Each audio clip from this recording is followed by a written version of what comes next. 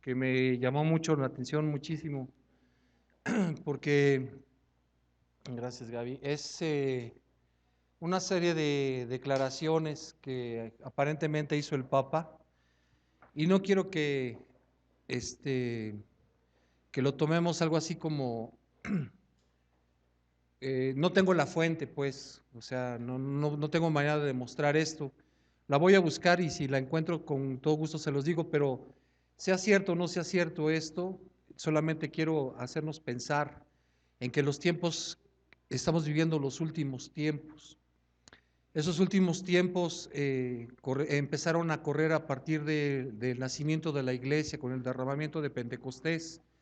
Han pasado 2000 años, pero vemos cómo se han ido incrementando las señales acerca de la venida del Señor.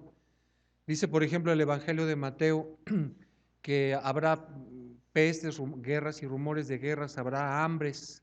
Y después dice que se levantará nación contra nación y reino contra reino. Y dice que habrá persecución. Y después vienen una serie de señales, de signos que vemos que las cosas se están acercando. Por ejemplo, no sé si escucharon, creo que fue esta semana el terremoto allá en Chile, que se causó una señal de tsunami desde Chile hasta Chiapas, ¿no? Ya después lo cancelaron, pero gracias a Dios no fue para tanto, pero pues fueron terremotos. No sé si vieron las imágenes, también unas imágenes bien tremendas de cómo se mueven las cosas, que dice uno, híjole, en el 85 que yo estaba dormido, se sintió por acá en Naucalpan, pues duro, más que duro, muy largo, ¿no? Entonces, bueno, en fin, vemos estas cosas. Me hubiera gustado que tuviéramos el tiempo para poderlo leer primeramente todo lo que apareció en internet, pero como no tenemos el tiempo, lo que decidí hacer es ir leyendo párrafo por párrafo y tratar de analizarlo con el objeto no de hacer otra cosa, sino de hacernos a nosotros pensar en dónde estamos nosotros aquí puestos, ¿no? ¿Dónde estamos parados, pues? El blog se llama, perdón, el post se llama No hay fuego en el infierno, Adán y Eva no son reales, expone el Papa Francisco. Según esto lo dijo el Papa Francisco. Entonces empieza el bloguero, o sea, el que subió el post, empieza diciendo, un hombre que está ahí para abrir muchos antiguos secretos en la Iglesia Católica es el Papa Francisco. Algunas de las creencias que se celebran en la Iglesia, pero en contra de la naturaleza amorosa de Dios, están siendo destinados por el Papa, a que fue nominado recientemente el hombre del año por la revista Time. ¿Qué es lo que dijo la revista Time al nombrarlo la figura del 2013? Esto sucedió, esto sí lo encontré, la revista Time lo nombró el hombre del año en diciembre del año pasado. Entonces dice, lo que dice la revista Time, dice, el nuevo Papa cambió el tono, la percepción y el enfoque de una de las instituciones más grandes del mundo con un extraordinario peso. Esto lo dijo Nancy Gibbs, editora de la revista Time, al formular el anuncio en el canal de la NBC, en Estados Unidos, evidentemente. Continúa Nancy Gibbs y dice, raramente un nuevo actor en el escenario internacional capturó tanta atención tan rápido. Joven y viejo, creyente y cínico, o sea, a todos les llamó la atención. Como el Papa Francisco, nadie como el Papa Francisco para atraer la atención de este tipo de gente, de todos, jóvenes, viejos, creyentes o cínicos. Esto también lo dijo Gibbs en referencia a Jorge Bergoglio, de 76 años. En sus 9 meses en el poder, se colocó en el preciso centro de las discusiones claves de nuestra era, sobre riqueza y pobreza, ecuanimidad y justicia, transparencia, modernidad, globalización, el papel de la mujer, la naturaleza del casamiento, perdón, las tentaciones del poder. Eh, hasta aquí la cita del Times. En sus últimas revelaciones, esto dice el bloguero, en sus últimas revelaciones el Papa Francisco dijo, a través de la humildad, la introspección y la contemplación orante, hemos adquirido una nueva comprensión de ciertos dogmas. Y aquí la pregunta es, ¿qué es un dogma? El diccionario de la Real Academia de la Lengua define la palabra dogma como la proposición que se asienta por firme y cierta y como principio innegable de una ciencia o de una rama del conocimiento. Otra acepción es que es la doctrina de Dios revelada por Jesucristo a los hombres y testificada por la Iglesia. También otra acepción es el fundamento o puntos capitales de todo sistema, ciencia, doctrina o religión. Entonces, si nosotros volvemos a leer lo que dice el Papa, dice que a través de la humildad, de la introspección y de la contemplación orante, ha adquirido una nueva comprensión de ciertos dogmas, o sea, de ciertos fundamentos del cristianismo, de la iglesia, del cristianismo. No quiero hablar aquí de protestantes o simplemente de la iglesia universal, de la verdadera iglesia universal. Esto es muy peligroso, porque si entendemos como un dogma los fundamentos del cristianismo, este hombre está teniendo una nueva revelación acerca de los fundamentos del cristianismo, es decir, en dónde tendrá los cambios, en la salvación, en el bautismo, en la comunión con los hermanos, en el perdón de los pecados, en qué tendrá la nueva revelación. Y continúa y dice, está hablando el Papa Francisco, dice, la iglesia ya no cree en un infierno literal donde la gente sufre. Esta doctrina es incompatible con el amor infinito de Dios. Dios no es un juez, sino un amigo y un amante de la humanidad. Dios no busca para condenar, sino para abrazar. Esto es lo que dice el Papa. Es decir, según las cosas que ha recibido el Papa humillándose, orando y en una introspección. ¿Qué quiere decir introspección? Un mirar hacia adentro de él mismo, ¿no? Entonces, en base a esto, lo que este hombre ha visto es que pues el infierno en realidad no existe, porque ¿cómo va a existir un infierno si es un lugar de castigo? Y Dios es tan bueno que no quiere el mal de los hombres, por lo tanto, el infierno dice que no existe. Pero vamos a ver qué es lo que dice la palabra de Dios, porque nosotros tenemos, dice el apóstol Pedro, tenemos la palabra profética más segura, a la cual hacemos bien en estar atentos. ¿Cuál es esa palabra profética en la que hacemos bien en estar atentos? La Biblia. La Biblia no es un libro de interpretación privada, es decir, nadie de nosotros la puede interpretar a que yo creo que dice esto, él cree que dice esto, él cree que dice esto. No, la Biblia es una interpretación revelada por el Espíritu Santo para que hagamos lo que dice, lo que está escrito en ella.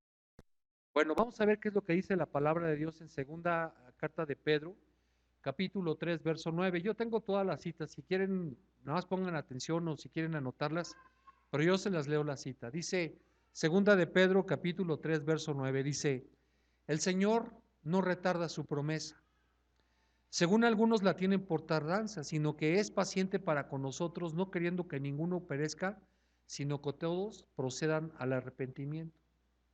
Es decir, han pasado por lo menos 2000 años o casi 2000 años desde que Jesús murió y resucitó y desde que dio inicio a la iglesia. Y algunos piensan que el Señor ya no va a venir. Y algunos dicen, es que él ya se tardó, o sea, no es cierto todo esto, pero lo que dice este pasaje es que el Señor no es que se esté tardando, sino que Él lo que anhela Dios es que todos procedamos al arrepentimiento. ¿Por qué razón Dios quiere que todos procedamos al arrepentimiento? Apocalipsis capítulo 20, versos del 10 al 15, dice lo siguiente. Y el diablo y los que engañaba fue lanzado en el lago de fuego y azufre, donde estaban la bestia y el falso profeta, y serán atormentados de día y de noche por los siglos de los siglos. Verso 11. Y vi un gran trono blanco, y al que estaba sentado en él, delante del cual huyeron la tierra y el cielo, y ningún lugar se encontró para ellos. Y digo, ¿quién es el que está sentado en el trono blanco? Es el Padre, ¿no? Y dice, verso 12, y vi a los muertos, grandes y pequeños, de pie, y los libros fueron abiertos, y otro libro fue abierto, el cual es el libro de la vida. Y fueron juzgados los muertos por las cosas que estaban escritas en los libros, según sus obras. Y el mar entregó los muertos que había en él, y la muerte y el Hades entregaron los muertos que había en ellos, y fueron juzgados, cada uno según sus obras. Y la muerte y el Hades fueron lanzados al lago de fuego. Esta es la muerte segunda. y el que no se halló inscrito en el libro de la vida fue lanzado al lago de fuego. Es decir, si comprendemos lo que estamos leyendo, dice que todos los seres humanos, chicos y grandes, hayan muerto en donde hayan muerto, se hayan encontrado en la condición en la que, por ejemplo, ahora se estila mucho que se muere una persona y dice, no, pues yo como quise conocer Acapulco, quiero que me cremen y que me vayan a tirar a la playa de Acapulco, de Veracruz o de Cancún, ¿no? Y entonces dice, uno puede pensar y decir, no, pues esos cuates, ¿cómo le van a hacer? Pues Dios los va a traer, hayan muerto en donde hayan muerto. ¿Se imaginan cuántos naufragios ha habido a lo largo de la historia? La gente del Titanic y de todos los barcos piratas y bueno, no sé cuántos años tendrán el hombre navegando y muchos han de haber muerto en el mar y que sus cuerpos nunca fueron encontrados. Dice que cuando sea el juicio del gran trono blanco, todos, dice, el mar va a entregar a sus muertos, el Hades, todo el mundo, el Hades es el lugar de los muertos en donde están. Dice que todos van a pasar, dice que se van a abrir unos libros. Y dice que el que no se haya su nombre escrito en el libro de la vida, es decir, hay un libro en donde está escrito el nombre de todos aquellos que hemos aceptado, que hemos creído que Jesús pagó por nuestros pecados. El que no se haya escrito en ese libro de la vida no va a poder estar en el cielo. Y entonces hay otro lugar destinado a esa persona. ¿Cómo se llama ese lugar? El infierno. El infierno, en donde van a estar el diablo, el falso profeta y la bestia. Continúa el discurso de Francisco. Bueno, los voy a leer antes para que no perdamos el hilo. Dice, la iglesia ya no cree en un infierno literal donde la gente sufre. Esta doctrina, o sea, la doctrina del infierno, es incompatible con el amor infinito de Dios. Dios no es juez, sino un amigo y un amante de la humanidad. Ya demostramos que Dios es un juez y que no se va a echar para atrás.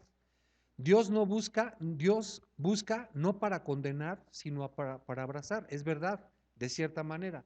Dios quiere que todos procedamos al arrepentimiento, pero si no procedemos, va a haber un juicio. Ahora sí, continuamos con el discurso de Francisco. Dice, al igual que la fábula de Adán y Eva. O sea, para entender bien lo que está tratando de decir, pregunto, ¿qué es una fábula? Según el diccionario, la fábula es un breve relato ficticio. ¿Qué quiere decir ficticio? Falso, mentiroso, en prosa o verso con intención didáctica. ¿Qué quiere decir didáctica? Con la intención de enseñar. Frecuentemente manifestada en una moraleja final y en el que pueden intervenir personas, animales y otros seres animados o inanimados. Entonces, lo que dice el Papa es que así como el infierno no existe, pues la historia de Adán y Eva es una mentira, es una historia mentirosa. También otra definición de fábula es cada una de las ficciones de la mitología. Otra tercera es la relación falsa, mentirosa, de pura invención, carente de todo fundamento. Entonces, de acuerdo a lo que dice Francisco, que la historia de Adán y Eva es una historia carente de todo fundamento. ¿Por qué? Pues seguramente porque no hemos encontrado la tumba de Adán y de Eva, no hemos encontrado el cráneo, o a un lugar que diga aquí yace y acá está Adán, y a lo mejor nunca lo vamos a hacer, y por eso dice este hombre que es una fábula. Continúa Francisco diciendo, vemos el infierno, o sea, cuando aparece la palabra infierno en la Biblia, dice Francisco que es, dice, vemos el infierno como un recurso literario. El infierno no es más que una metáfora del alma aislada, que al igual que todas las almas en última instancia, están unidos en amor con Dios. Y aquí comenta el blogero, en un discurso impactante que está reverberando en todo el mundo, el Papa Francisco declaró que todas las religiones son verdaderas, porque son verdad en los corazones de todos aquellos que creen en ellas. Es decir, no nos debemos de preocupar por guardar lo que nosotros entendemos como nuestra religión. Es decir, ¿cuál sería nuestra religión? Aceptar a Cristo como nuestro Señor y Salvador, mantenernos sin mancha del mundo, alejarnos del pecado, amarnos los unos a los otros, ayudarnos los unos a los otros. Esa es la religión en la que nosotros creemos. Pero los musulmanes y otras religiones, la católica, cualquier religión, la hindú, cualquiera otra, unas que dicen que, por ejemplo, que podemos eh, resucitar en otra cosa. ¿Cómo se llama eso? Reencarnar en otra cosa, ¿no? A lo mejor pues tenemos chance de reencarnar en algo muy guapo como George Clooney o a lo mejor en una cebra o depende cómo nos portemos en esta tierra. Dice que todas las religiones nos llevan a lo mismo, que no importa lo que nosotros creemos, todo es habla del mismo Dios. Eso es lo que dice el Papa. Y no solamente lo dice, sino que lo demuestra en sus reuniones ecuménicas, ¿no? Juntándose con todo tipo de sacerdotes de religiones diferentes. Dice, todas las religiones son verdaderas porque son verdad en los corazones de todos aquellos que creen en ellas. O sea, con que tú creas en tu corazón que estás bien, no te preocupes por si está bien o está mal, porque tú, como crees eso, pues Jesús dice lo contrario. Vamos a ver qué es lo que dice el Evangelio de Juan capítulo 14, verso 6. En el Evangelio está hablando, a ver, ¿quién es el que está hablando? Dice, yo soy el camino, la verdad y la vida. Nadie viene al Padre si no es por mí. ¿Quién está hablando? Está hablando Jesús y dice de él mismo que él es ¿qué? Él es el camino, él es la verdad y él es la vida. Dice que nadie va a poder estar en la presencia del Padre si no es como por él. No hay camino por el que podamos llegar al Padre si no es a través de Jesucristo. Esto, la Biblia contradice lo que está diciendo aparentemente el Papa anteriormente. Dice, no importa de qué religión seas, tú puedes creer que vas a, ¿cómo dijimos que era la palabra? A reencarnar en otra cosa, de todos modos vas a estar con Dios. Y Jesús dice, yo soy el camino, la verdad y la vida, nadie viene al Padre si no es por mí. Pero hay más, dice Mateo 12:30, el que no es conmigo, contra mí es. ¿Quién está hablando? Jesús. Por cierto, ¿qué quiere decir Jesús? La palabra Jesús es la versión griega de Yeshua. ¿Qué quiere decir Yeshua del hebreo al español? Salvador. ¿Y qué quiere decir Jesús? Dijimos que es griego. ¿Qué quiere decir Jesús? Salvador también. Entonces dice, el que no es conmigo, contra mí es. ¿Quién dijimos que está hablando? Salvador. El Salvador del mundo es el que está hablando. Dice, el que no es conmigo, o sea, ¿quién de los que está aquí le va a la América? ¿Quién le va al Cruz Azul? ¿Quién le va a los Pumas? ¿Quién le va al Necaxa? ¿Quién no tiene equipo? Bueno, aquí para formar equipo y para poder estar en el buen equipo, tenemos que formar equipo, ser parte del equipo de Jesús. Dice, el que no es conmigo es mi enemigo, porque dice, contra mí es, contra mí es.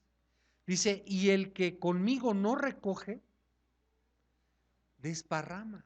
Oye, pero yo también estoy juntando. No, tú estás desparramando si no estás en el equipo de él.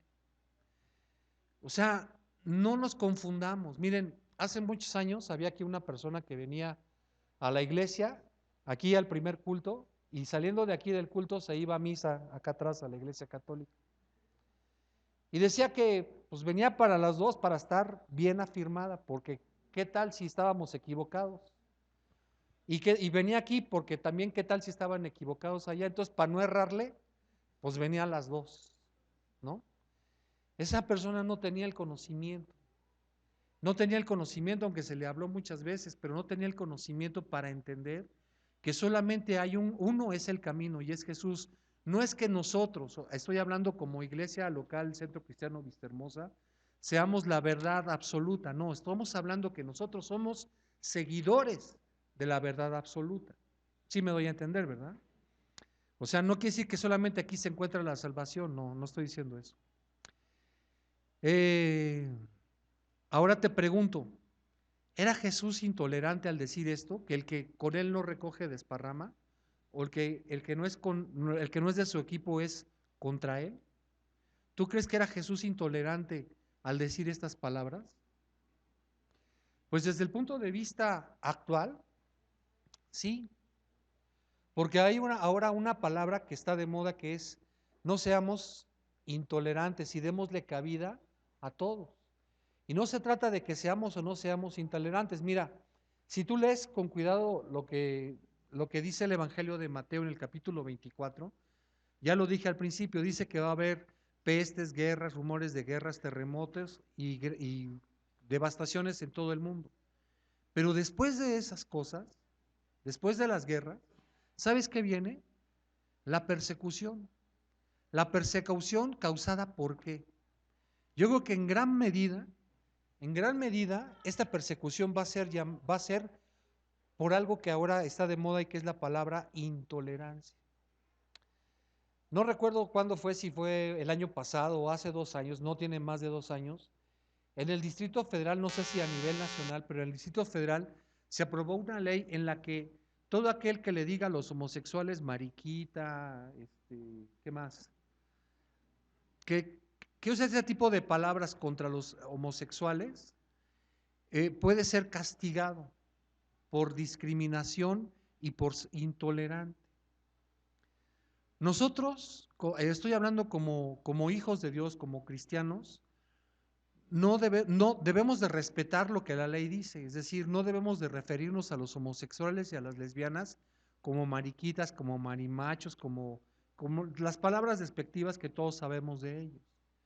Pero eso no quiere decir que nosotros estamos de acuerdo con las actitudes que ellos toman. Y les pregunto, si entraran aquí del brazo dos homosexuales y entraran dos lesbianas agarrándose a besos y todos, ¿qué es lo que deberíamos de hacer? ¿Que le prohíban la entrada a los edecanes? No, nosotros no estamos de acuerdo con su pecado, pero a ellos nosotros los amamos y lo que deberíamos hacer es predicarles para que ellos se arrepientan. Pero no nos vamos a alejar porque a lo mejor nos pueden pegar el SIDA o porque nos pueden pasar de su enfermedad. Eso es ser intolerante. Pero no estamos de acuerdo en su pecado. Pero no por eso les vamos a decir maricas, mariquitas o como quiera que seamos, que les digamos despectivamente. No deberíamos de hacerlo, porque además está prohibido por la ley. Pero Jesús definitivamente vino a causar división, pues. Él dice que cuando Él venga, dice, van a estar dos, ¿qué? Van a estar dos en la misma cama. Uno va a ser tomado y el otro, ¿qué? Va a ser dejado. Dice, dos van a estar moliendo. Uno va a ser tomado y el otro va a ser dejado. Y dice que dos van a estar en el campo. Uno va a ser tomado y el otro va a ser dejado. Y la pregunta es, si los dos estaban durmiendo, ¿por qué uno va a ser tomado y el otro va a ser dejado? ¿Por qué uno era hombre y el otro era mujer? ¿Por qué van a estar dos en el campo trabajando? Un hombre y una mujer o dos hombres, porque uno era qué y el otro era qué. ¿Por qué uno va a ser tomado y el otro va a ser dejado? ¿Por qué uno le caía bien y el otro no? ¿Por qué uno va a ser tomado y el otro va a ser dejado? O le pregunto, ¿qué condiciones tenemos que reunir para ser tomados? ¿O qué condiciones tenemos que reunir para ser dejados? Primero, ¿quién quiere ser tomado? ¿O quién quiere ser dejado? Ahora sí, ¿qué condiciones tengo que reunir para ser tomado? Pues comportarme de acuerdo a lo que digo ser, ¿no? Un hijo de Dios un hijo de Dios que se arrepintió del pecado, que procura no pecar y que cuando peca se arrepiente y que está haciendo el bien, que ayuda a la gente, que nos amamos, que no tiene rencores, que no tiene enemigos, que no le saca la lengua a nadie, que no dice groserías, una serie de cosas que nosotros debemos de reunir, ¿no? Entonces vemos que Jesús vino a causar división, entonces no es correcto todo lo que dice este hombre, ¿no? Que todas las religiones son verdaderas porque todas las religiones llevan a Dios. Dice, continúa diciendo, dice, ¿qué otro tipo de verdad está ahí? En el pasado la iglesia era muy dura con los que consideró inmorales o pecaminosos, consideró, o sea, no eran ni inmorales ni eran pecadores, sino que la iglesia los que, pero eso fue en el pasado, era una iglesia primitiva, era una iglesia que no entendía las cosas, pero ahora el Papa las entiende de una manera diferente. Dice, hoy en día ya no hay juicio. Como un padre amoroso, nunca condenamos a nuestros hijos. A ver, ¿Quién de los que está aquí no sabe quién es su hijito? ¿Alguien que no sepa quién es su hijito? ¿De qué es capaz su hijito? ¿Verdad que sí sabemos? Pero al menos, si a mí me dicen, oye, es que tu hija me rompió un vidrio, no, pues sí te lo creo, ¿no? Sí te lo creo, no voy a defender la ultranza de que no, mi hija es incapaz, por Dios la amo, y no va, ¿cómo diré? La relación con mi esposa no se va a ver mermada porque yo crea que sí, mi hija rompió un vidrio y que vienen a cobrarme y mi esposa diga, no, es que mi hija es incapaz y va a causar un divorcio entre ella y yo porque yo sí la creo capaz y mi esposa no. ¿Me doy a entender lo que estoy diciendo? Cada uno de nosotros sabemos lo que es nuestro hijo, pero aquí este hombre dice que hoy en día no hay juicio. Como un padre amoroso, nunca condenemos a nuestros hijos. Nunca condenemos, o sea, por Dios. Nuestra iglesia está hablando de la iglesia católica. Nuestra iglesia es lo suficientemente grande como para heterosexuales y homosexuales, para los pro vida y los pro elección, para los conservadores y liberales, incluso los comunistas son bienvenidos y se nos han unido. Todos amamos y adoramos al mismo Dios. ¿Será? ¿Verdad que no? Nosotros debemos de estar muy listos para esto, porque esta palabrita que dije hace rato, la inque, intolerancia se va a poner de moda. Mira, como dije hace rato, nosotros estamos dispuestos a recibir a los homosexuales, deberíamos de irles a predicar para que se arrepientan, a las lesbianas, a los que provocan los abortos, a los que tienen clínicas de abortos, por solamente mencionar los que está mencionando aquí este hombre. Pero no quiere decir que si una lesbiana o un homosexual no se arrepiente y dice, no, yo tengo a mi pareja y venimos aquí en pareja, mi novio Francisco y yo Luis, no quiere decir que los vamos a recibir bien, en el sentido hasta que no se arrepientan. Mira, tenemos un ejemplo que me viene a la mente ahorita. Si tú lees primero a los Corintios y segunda a los Corintios, te das cuenta de un pecado que ya lo he mencionado muchas veces, que aún no se menciona en medio de nosotros, o al menos nunca he sabido, ni en todas las iglesias en las que he estado, o iglesias con las que he tenido contacto, que alguien haya cometido un pecado así. ¿En qué consistía el pecado de Corinto, de la iglesia en Corinto? Bueno, consistía en que un muchacho estaba teniendo relaciones sexuales con su madrastra. Y cuando el apóstol Pablo les escribe, les dice, oigan, ustedes deberían de haber apartado al tal por cuanto este hombre no se arrepintió. Pasa el tiempo y en la segunda carta pueden leer que el apóstol Pablo les dice, oigan, ese chavo que había cometido ese pecado ya se arrepintió. ¿Qué entiendes? Porque ya se arrepintió. ¿Qué crees que hizo ese hombre para demostrarle a la iglesia que el apóstol Pablo le está diciendo ya se arrepintió? ¿Qué crees que hizo? Siguió viviendo con su madrastra y fue a la iglesia y dijo, oigan muchachos, vengo a pedirles perdón aquí de la mano de mi madrastra y atrás está mi papá. O sea, ¿creen que hizo eso? ¿Qué fue lo que hizo que mostró que se arrepintió? Pues dejó a la señora, ¿no? Dejó a la señora y no volvió a tener contacto con ella. Contacto sexual, ¿verdad? Me estoy refiriendo, por lo menos. Entonces, eso es lo que dice el apóstol Pablo. Dice, nosotros te vamos a recibir aquí si eres un homosexual, una lesbiana, un ladrón, un mentiroso, un adúltero, un fornicario, un maldiciente, lo que tú seas, te vamos a recibir. Porque como vamos a leer, muchos éramos eso en el pasado. Pero ahora seguimos siendo eso. No, ya nos arrepentimos y ya dejamos de serlo. Eso es lo que Dios pide. Lo que Dios pide es que nos arrepintamos. ¿Qué quiere decir arrepentimiento? Cambio de actitud. ¿Cuál es el ejemplo clásico que hemos puesto de la palabra arrepentimiento? La del camión. Y lo repito. Si tú tomas un camión aquí en la carretera, en el periférico, y dices, quiero ir al zoológico de Chapultepec, y tomas un camión que dice Metro Chapultepec, ya que estás arriba del camión dices, me arrepiento, ya no quiero ir allá, ¿qué es lo que haces? ¿Te bajas o te sigues en el camión? Te bajas y cambias de dirección, vas a otro lado. Eso es el arrepentimiento. Nadie puede decir que se arrepiente, pero sigue con la misma actitud. Eso es lo que Dios dice. Entonces esto contradice lo que dice el apóstol a Francisco, ¿no?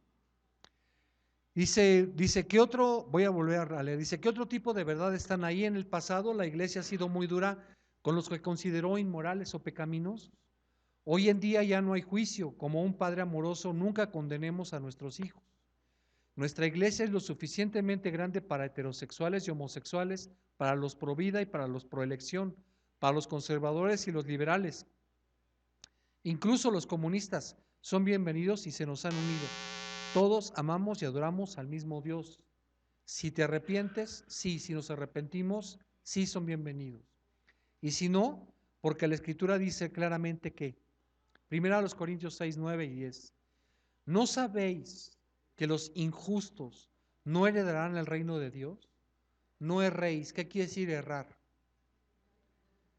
No te equivoques. No erréis, no te equivoques, ni los fornicarios. ¿Quién es un fornicario?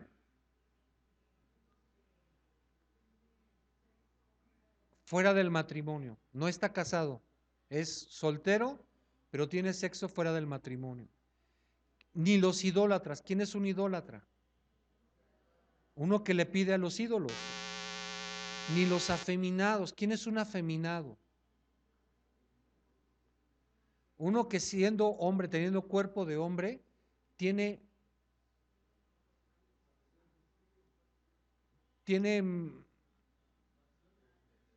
actitudes femeninas, que, bueno, ya saben, ¿no? Eso son afeminados. Mira, ¿qué hace diferencia? Dice, ni los afeminados, ni los que se echan con varones. ¿Quiénes son los que se echan con varones? Los homosexuales. Ah, pero aquí no dice las lesbianas. ¿Entendiste o no entendiste? O sea, en las mujeres, ¿cómo se llaman los afeminados? Machorras. Machorras, ¿no? No estoy diciendo que las mujeres no pueden usar pantalones, entiendan, por favor. No sé si han visto mujeres en la calle que traen zapatos de hombre, pantalones de hombre, camisas de hombre, que no usan aretes. Esas son machorras y tampoco van a heredar el reino de los cielos. Dice, no te equivoques, ni los adúlteros. ¿Quiénes son los adúlteros? Los que estando casados, teniendo un marido o una mujer, le ponen el cuerno y se acuestan con otra persona. Ni los ladrones. ¿Quién es un ladrón? El que toma lo que no le pertenece. Ni los avaros. ¿Quién es un avaro? Los codos. Los que dicen, es que soy tan pobre que no puedo dar ofrenda a la iglesia, soy tan pobre que no puedo ayudar a mi papá y a mi mamá, que Dios me lo tome como ofrenda cuando le pueda dar 2 pesos a mi papá. Eso ya se decía desde el Nuevo Testamento, desde la época de Jesús. Es cobán con lo que yo pueda ayudar a mi papá. Por eso es que hay ahora tantos programas de la Sede Sol, ¿no? Papá, vete a anotar ahí para que te den tus 1,000 pesos cada 2 meses. Porque yo no puedo, soy tan pobre. Ni los avaros, ni los borrachos. ¿Quién es un borracho? El que no puede controlar la cantidad de alcohol que ingiere. Ni los maldicientes. ¿Quién es un maldiciente? Los que dicen groserías. Pero, qué orgullo nos da decir que somos de Alvarado, Veracruz, ¿no? Ni los estafadores. ¿Quién es un estafador? El que dice, por ejemplo, que te voy a poner un ejemplo, el que dice que va a hacer un trabajo y no te lo hace, o te lo hace mal, no te lo hace bien, te queda de ver. Ese es uno que estafa. Uno que te vende un terreno que ya estaba vendido, uno que te vende un terreno que no existe. Ese es un estafador. También, ¿quién es un estafador? El que vende en el mercado kilos de frijol o de jitomate o de chile o de lo que vendas, de a 800 gramos. Ese es un estafador. Todos esta lista, ay, nada más esta lista, qué bueno, porque yo soy otra cosa. No, no, no. Esto y muchas otras cosas más no heredarán el reino de Dios. ¿No van a qué? heredarán el reino de Dios. Esto no, la Biblia contradice lo que dice este hombre. Dice, no te preocupes. La Iglesia Católica es tan grande que nosotros recibimos al que quiera, porque Dios finalmente está en todos nosotros. La escritura griega, Apocalipsis 21, 7 y 8, dice, el que venciere heredará todas las cosas. ¿Que venciere qué? Al pecado. ¿Y cómo va a vencer al pecado? ¿Cómo sabes que venciste al pecado? No pecando. ¿Cómo sabes que no tienes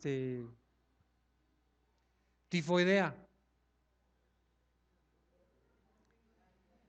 ¿O cómo sabes que tienes tifoidea? La tifoidea es una diarrea tremenda y temperaturas de arriba de 39 grados. ¿Cómo sabes que no tienes tifoidea? No tienes diarrea y no tienes temperatura. ¿Cómo sabes que venciste? No pecando. Y si pecares, abogado tenemos para con el Padre a Jesucristo el justo. Es decir, le pido perdón inmediatamente, reparo el daño que causé. Oiga, no se vaya, ¿sabe qué? Andaba medio chocolatón hoy en la mañana y programé mi báscula para que le diera kilos de 800 gramos, pero ahora aquí tiene. Le estoy dando no solamente los 200 que le faltaban, le estoy dando otro de los kilos de 800. Tenga, ¿no? Dice, el que venciere dará todas las cosas y yo seré su Dios y él será mi hijo. Pero los cobardes e incrédulos, los abominables y homicidas, los fornicarios y hechiceros, los idólatras y todos los mentirosos, ¿qué? A ver, ¿dice mentiras grandes o pequeñas? No, todos los mentirosos tendrán su parte en el lago que arde con fuego y azufre, que es la muerte segunda. ¿Y cómo se llama el lago que arde con fuego y azufre? Pues no, que no existe. ¿No dice Francisco que no existe? Nosotros tenemos que conocer la ley la Biblia para saber dar razón de nuestra fe. Y que cuando vengan los falsos profetas que están profetizados que van a venir, sepamos mantenernos firmes, sin fluctuar. Continúa el blog diciendo, en los últimos 6 meses, los cardenales, obispos y teólogos católicos han estado deliberando en la Ciudad del Vaticano al discutir el futuro de la Iglesia y la redefinición de las doctrinas y los dogmas católicos de larga data, o sea, de hace muchos años. El Tercer Concilio Vaticano es el mayor y más importante desde el Concilio Vaticano II que concluyó en 1962. El Papa Francisco convocó al nuevo Consejo de por fin terminar la obra del Concilio Vaticano II. El Tercer Concilio Vaticano concluyó con el Papa Francisco anunciando que el catolicismo es ahora una religión moderna y razonable, que ha sufrido cambios evolutivos. Ha llegado la hora de abandonar la intolerancia. Debemos reconocer que la verdad religiosa evoluciona y cambia. La verdad no es absoluta o grabada en piedra. Incluso los ateos reconocen lo divino. A través de actos de amor y caridad, el ateo reconoce a Dios como bueno y redime su alma. Mira lo que está diciendo esto. Dice, convirtiéndose en un participante activo en la redención humana. A ver, vamos a ver lo que está diciendo. Esto último que está diciendo dice que los ateos, aún ellos, si hacen una obra de caridad, esa obra de caridad está redimiendo su alma. ¿Qué quiere decir la palabra redimir? ¿Ah? Pagar la culpa de otro, ¿no? Entonces, lo que dice este hombre es que el catolicismo se está modernizando.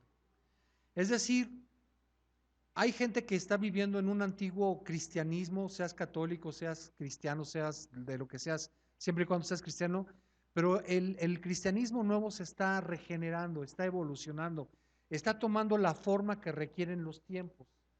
Porque si antes si antes se pensaba que tú te tenías que casar para siempre con la misma mujer, bueno, pues ahora hay chance, como dice José José, el amor se acaba, entonces, pues vamos a ver de qué manera te ayudamos mediante el catolicismo reformado para que te puedas volver a casar. te vamos a dar una orden ya sin tanto trámite como era antes, ¿no? Se está evolucionando para bien, afortunadamente, ¿no? Ha llegado la hora de abandonar la intolerancia, no seamos intolerantes, ¿cómo de que te vas a divorciar? No, no, no, no, es que pues, el señor tenía otra mujer, no, pues espérate, o sea, vamos a ver a qué acuerdo llegamos, ¿no? Dice, la verdad no es absoluta o grabada en piedras, incluso los ateos reconocen lo divino. A través, o sea, los ateos reconocen lo divino a través de actos de amor y caridad y redimen su alma. Entonces, si un ateo sale hay una persona que le dice una limosnita y saca 5, 10, 100, 1000, 1 millón de pesos y se los da, ese acto está hablando de la divinidad que hay en él y ese acto de dar dinero, según el Papa Francisco, redime su alma. ¿Será cierto? Vamos a ver qué es lo que dice la Biblia, porque lo que me gustaría es que todos se levantaran y dijeran, no, porque de acuerdo a lo que dice y nos empezaran a enseñar a todos. ¿Qué es lo que dice Isaías 64:6? Isaías 64:6 dice, si bien todos nosotros somos como suciedad, y todas nuestras justicias como trapo de inmundicia, y caímos todos nosotros como la hoja, y nuestras maldades nos llevaron como viento. ¿Quién está hablando? No. Estamos hablando de todos los seres humanos. O sea, no hay uno que haga el bien. Dice, si bien todos nosotros somos como suciedad, todos los seres humanos que no tienen a Dios, somos como suciedad, o sea, somos porquería, mugre, basura. Y como consecuencia, todas nuestras obras son ¿qué? Son suciedad, dice como trapos de inmundicia, como trapo de inmundicia. Aquí tenemos que entender a qué se refiere cuando dice trapo de inmundicia. Y no quiero que nadie se ofenda, y esto es lo que es un trapo de inmundicia. Cuando lo lean en la Biblia, esto es lo que es un trapo de inmundicia. En la antigüedad, bueno, las mujeres desde que aparecieron en la tierra siempre han menstruado. Y no siempre han existido toallas sanitarias. Los trapos que se ponían las mujeres en su momento, en su época de menstruación, eso es lo que es un trapo de inmundicia.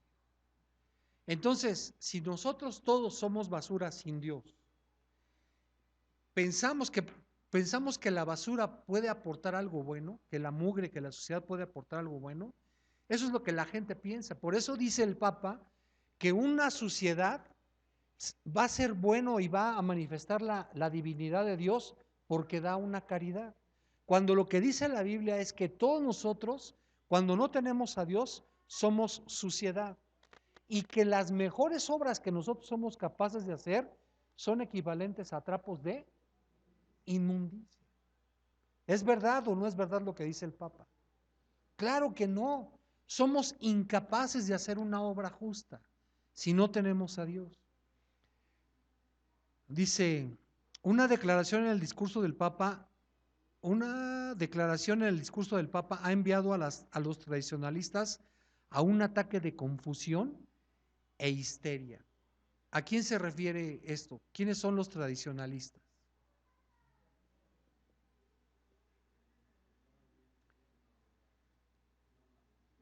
Los que se rigen sobre las normas anteriores, es decir, si tú y yo nos queremos regir sobre las normas de la Biblia y no estamos creyendo que el cristianismo evoluciona, que se transforma para tomar la forma que requerimos ahora en este tiempo, tú y yo somos tradicionalistas. Y entonces dice que estas declaraciones que está haciendo el Papa está creando en nosotros confusión e histeria. ¿A qué se refiere este texto por tradicionalistas? Ya dije, ¿estamos en confusión y en histeria? Espero que no. Espero que nadie esté confundido con lo que estamos hablando. ¿A dónde me voy? Porque si estoy confundido, saliendo de aquí me voy para allá enfrente. ¿Qué es lo que quiere decir la palabra confusión? Según el diccionario es perplejidad, desasosiego, turbación de ánimo. ¿Alguien se siente así? ¿Alguien se siente que no entiende, que está turbado? No sé si es de Tin Marín, ¿a dónde voy? Confusión quiere decir equivocación o error. También quiere decir abatimiento, humillación, afrenta o ignominia. ¿Alguien se siente así con estas palabras que estamos hablando? Dice que ha provocado esto en los tradicionalistas confusión e histeria. ¿Qué quiere decir la palabra histeria según el diccionario? Nadie se sienta, nadie se sienta. Dice que la histeria es una enfermedad nerviosa crónica más frecuente en la mujer que en el hombre, caracterizada por la gran variedad de síntomas principalmente funcionales y a veces por ataques convulsivos. ¿A alguien le está dando una convulsión por las cosas que estamos hablando? No, porque eso es para abrirnos al entendimiento, para que podamos ver como Dios quiere que veamos. Dice, es un estado pasajero de excitación nerviosa producido a consecuencia de una situación anómala. Continúa Francisco, dice, Dios está cambiando y evolucionando. ¿Será? ¿Será que Dios cambia? ¿Será que Dios evoluciona? ¿Será que Dios va a ser mejor mañana? ¿Será? Dice, Dios está cambiando y evolucionando como somos, porque Dios vive en nosotros y en nuestros corazones.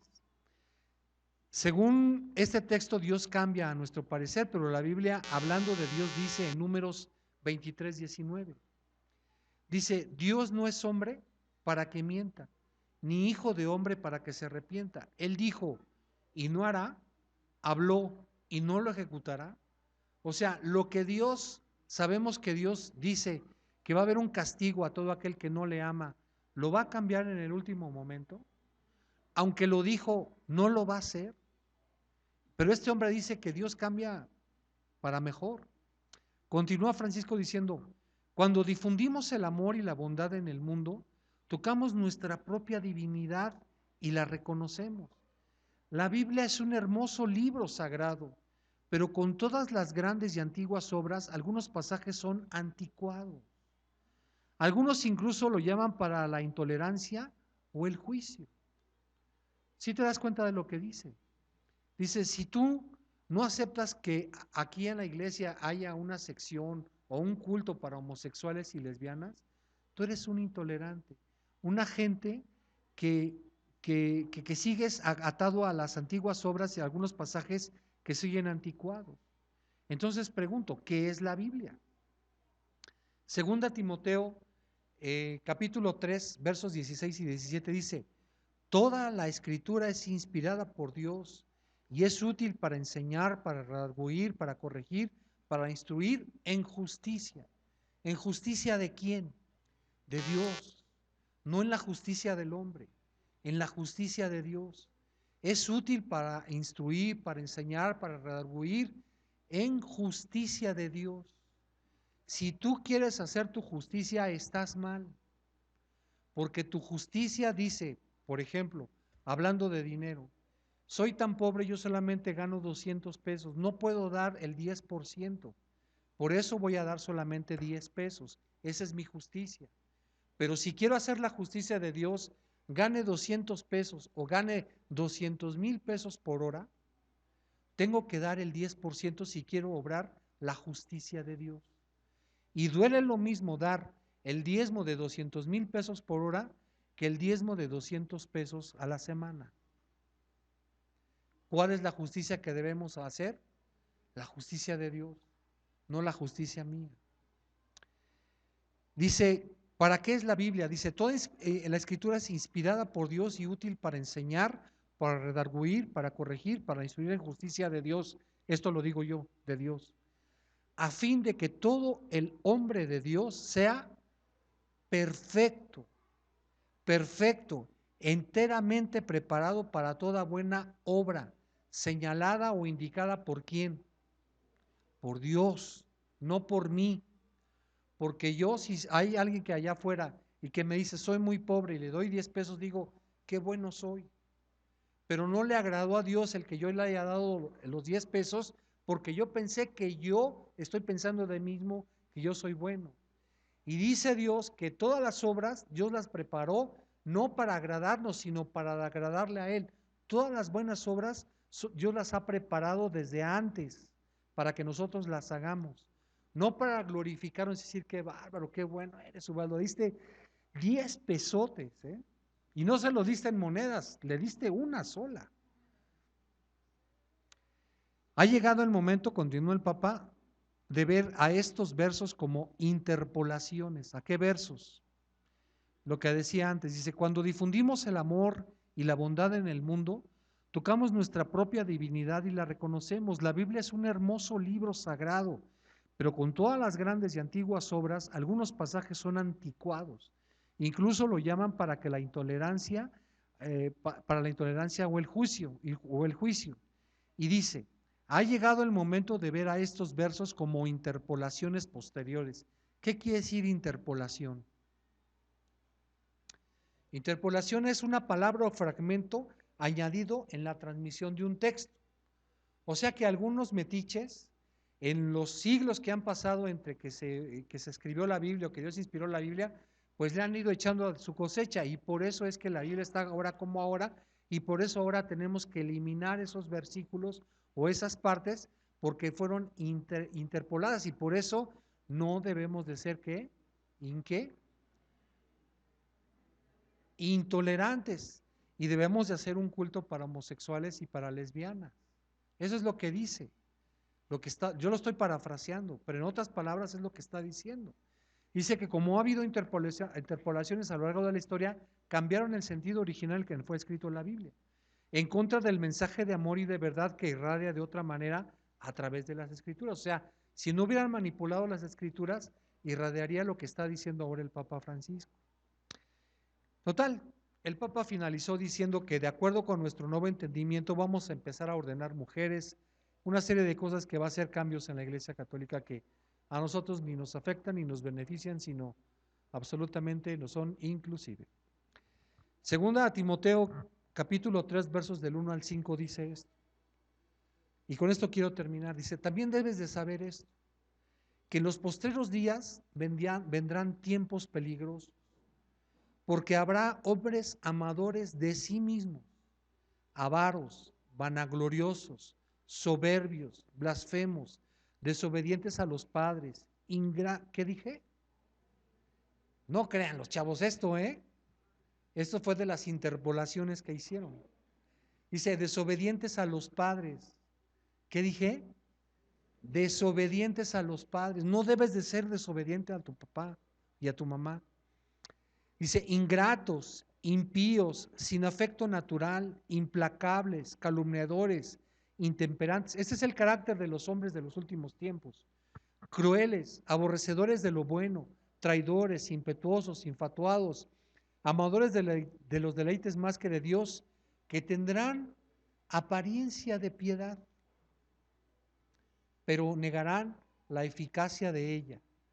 A estos evita. Mira, no quiero que pienses solamente en el Papa Francisco ni en Juan Pablo II, pero son unos ejemplos muy buenos de esto. ¿A quién no le gustaba la cara de Juan Pablo II? Antes de que estuviera malo de la cara. No de que fuera guapo, sino que era un personaje atractivo. Su carita todo rosado, blanco. Bueno, era fotográficamente atractivo el hombre, con su carita, y luego que viene a México y que besa, bueno. Y luego que vamos a echarle los espejos, pues se los echamos. Y que vino además 5 veces, no, pues más charro que de Jalisco era el Papa. O sea, estas cosas, y no quiere decir que solamente él, aún puede ser que en medio de nosotros haya gente que tenga esta apariencia de piedad, pero que como no se comporta de esta manera, niega la eficacia de ella. Todo aquel que no confiesa que Jesús ha venido en carne, todo aquel que no confiesa que Jesús es el único y suficiente Salvador, es uno de estos. Porque todos los que hablamos, y fíjate, todos los que hablamos, aún tú que estás sentado y que no te subes a predicar al púlpito, cuando hablas de Dios, haces carita de ángel. Todos hacemos carita de ángel. Y lo que tenemos que ver es que lo que hablemos, no solamente lo hablemos, sino que seamos hacedores de lo que dice la palabra.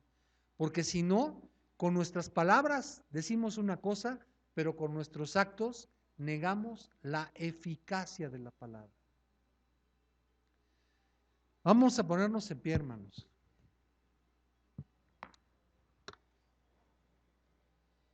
Quiero animarlos a que leamos por encima de todas las cosas la palabra de Dios. La palabra de Dios es el medio que Dios nos ha dado principal, el más importante. Dice el apóstol Pedro, dice, tenemos la palabra profética más segura. ¿Cuál es la palabra profética más segura? La Biblia, la cual dice que no es de interpretación personal. No es de que yo crea que dice esto y que me... No, no, no. Tenemos que llegar a un consenso todos, de acuerdo al Espíritu Santo es el que nos va a revelar el correcto entendimiento de la palabra. Pero nosotros algo que debemos hacer por encima de todas las cosas, oye lo que te digo aunque vaya en contra del negocio de Doña Biblioteca, lee por encima de todas las cosas la Biblia. La Biblia. No creas que tienes poca inteligencia, no creas que la Biblia está destinada solamente para unos cuantos iluminados, revelados, que tienen muchos años. No, no es así. Para leer la Biblia lo que necesitas es tener fe que Dios te va a hablar y Dios te va a hablar. Tienes que tener la disposición. Dice que la palabra de Dios dice que penetra hasta partir el alma, hasta partir los huesos, discierne las intenciones y las actitudes del corazón. No de los entendidos, no de los que hablan griego, no de los que hablan hebreo, o no solo de ellos, también de los que no hablan ningún otro idioma, también de los que no acabaron la primaria, pero leen la Biblia, también a esos les va a hablar Dios. Por eso, por encima de todas las cosas, tú tienes que leer la palabra de Dios y hacerla. No es solamente conocimiento, es conocimiento y acción. Dice en un libro de los profetas, dice que el pueblo de Dios pereció porque le faltó conocimiento. El conocimiento también es muy importante, pero si tienes solamente conocimiento y no tienes acción del conocimiento, vienes a ser como címbalo que suena, como metal que resuena o címbalo que retiñe. No vas a dar luz, no vas a dar tono, no sirves para nada, vas a ser de los dejados, aunque tu esposo lea y haga, tú o tu esposa, tú vas a estar durmiendo a lo mejor con tu marido, pero uno va a ser tomado y el otro va a ser dejado. Ojalá y se fueran los dos. No es de que a fuerza uno se va a quedar, es porque uno no hacía las cosas y el otro a lo mejor las sabía, pero no las hacía. Vamos a orar. Señor, te pedimos en el nombre de Jesús que tu Espíritu Santo nos venga a dar entendimiento, Señor, de las cosas que hablamos. Y que estemos avispados, Señor, atentos a las cosas que suceden, a las señales que suceden en el mundo, y que podamos ser hacedores de tu palabra y estar dispuestos a guardarnos sin mancha en el mundo, Dios. Te lo pedimos en el nombre de Jesús. Amén.